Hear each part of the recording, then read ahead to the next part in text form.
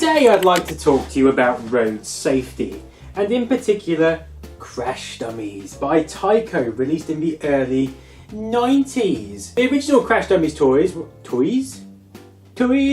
called just for Crash Dummies, no Incredible, and they included the National Highway Traffic Safety Administration's Vince and Larry.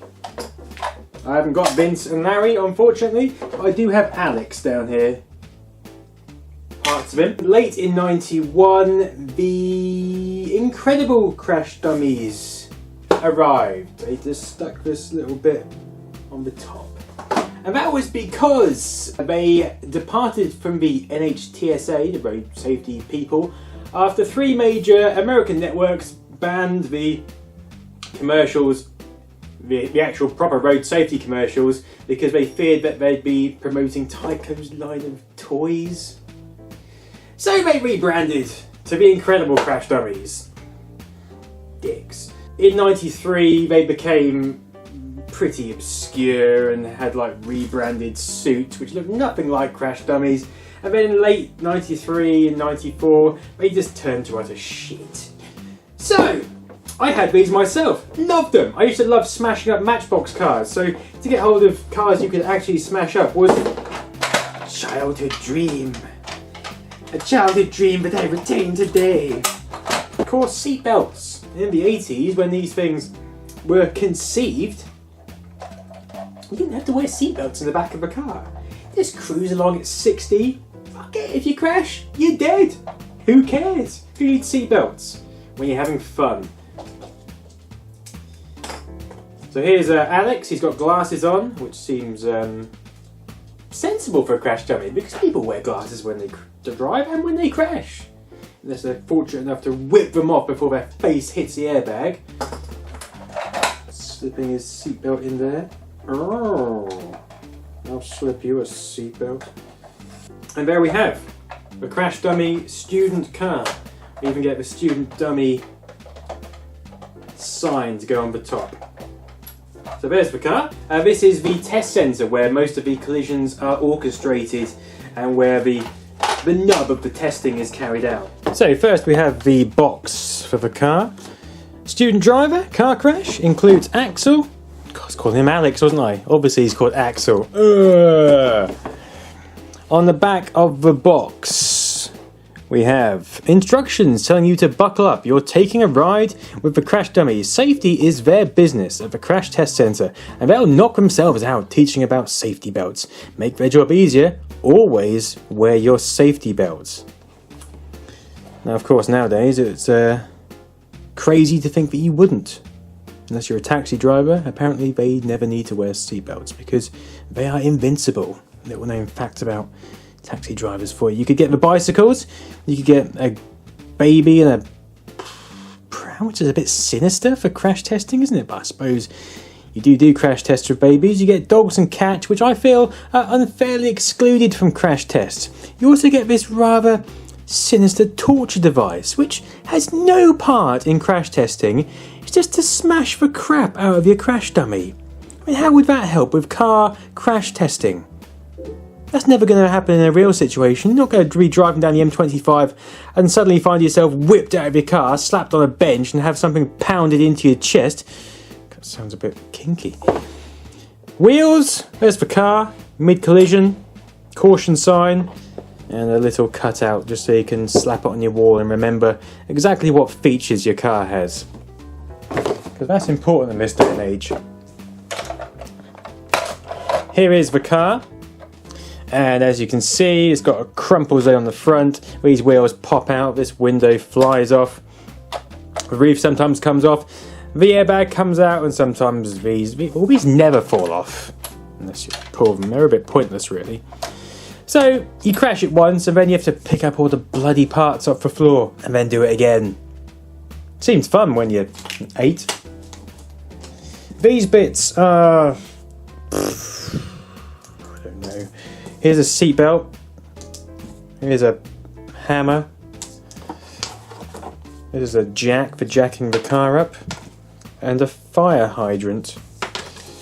Also a drill. This is a bit like some sort of torturer's fantasy, isn't it?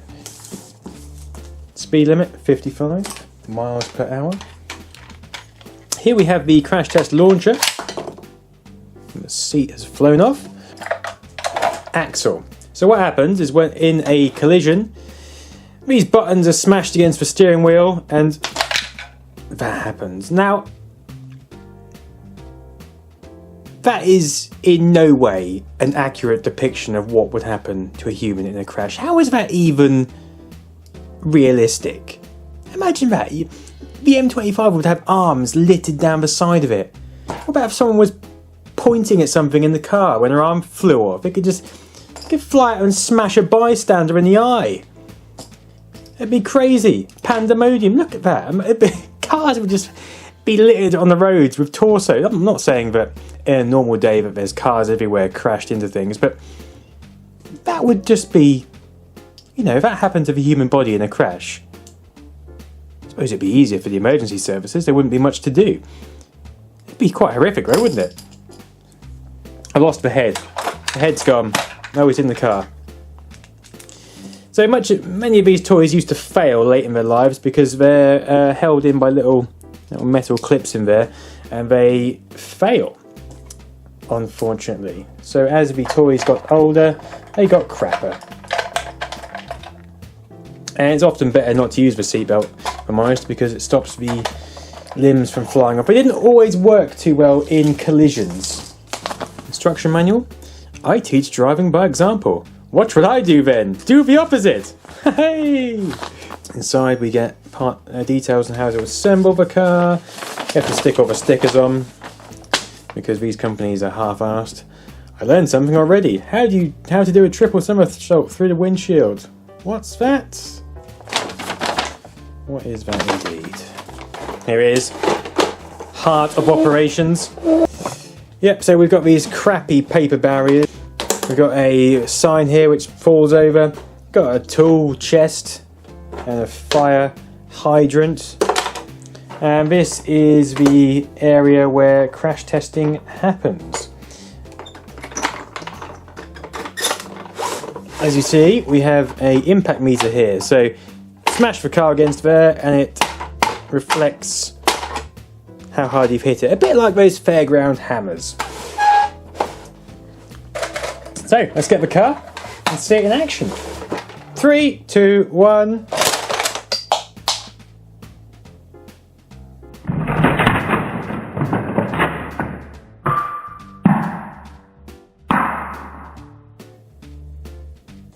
Well, the airbag didn't go off. The wheels have come off and the car has crumpled.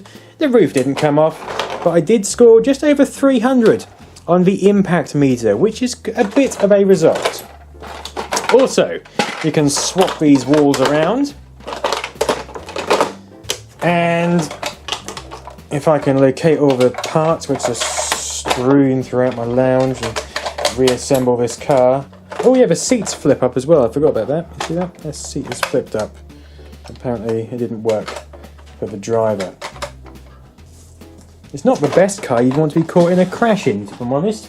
3, 2, 1.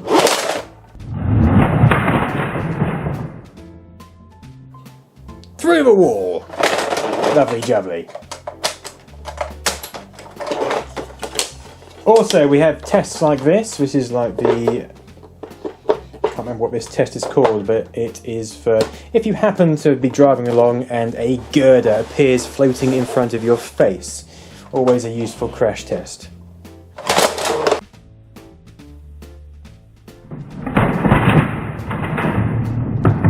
Oh, it's quite violent. As you can see, that time this has come apart, but yet our little fella's still got all his limbs nicely engaged, and the airbag hasn't come out, which I think was a common issue with these. The airbag hardly ever popped out. You used to have to kind of half on clip this. This was so tightly held on. You have to half on clip it, and then you might be able to get...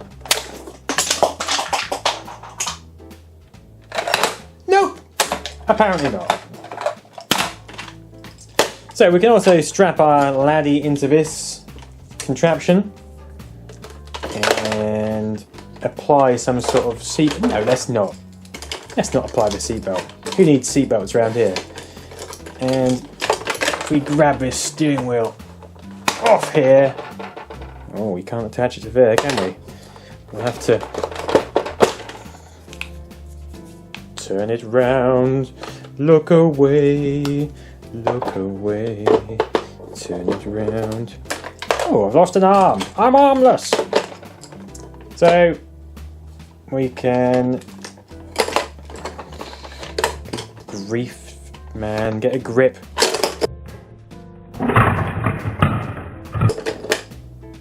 So there we go, there's that one. Over here we've got Spin. I assume he used to work for some sort of Tory government, hence his name. Explodes on impact, another feature of Tories. Don't you be a dummy, buckle your safety belt. Push button. Button, dummy explodes. Dummy flies apart on impact, snaps back together. And on the back we've got the list of the original Incredible Crash Dummies. Slick, I had him. Spin, I had him. Daryl, I had him. Spare Tyre, the fat one, I didn't have him.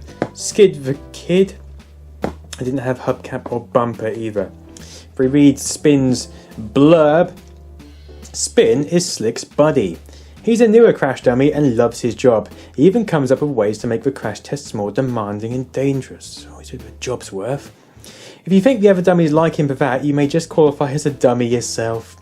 Spin wants people to remember to use their safety belts. If we can convince one person to buckle up, just one, then all those windshield sandwiches will have been worth eating. Is that some sort of euphemism? Don't be a dummy, buckle your safety belt. Now, it's a great message these toys conveyed, and it was appropriate for the time. I don't know, Tyco may have even played a part in increasing the safety standards around the world. I guess they probably did in a way. They might have even saved some lives, which is a nice thing. But how we could ever tell that is unclear. What I do know was crash dummies were immense fun at the time, although now it's just a goddamn hassle to clean all the shit up.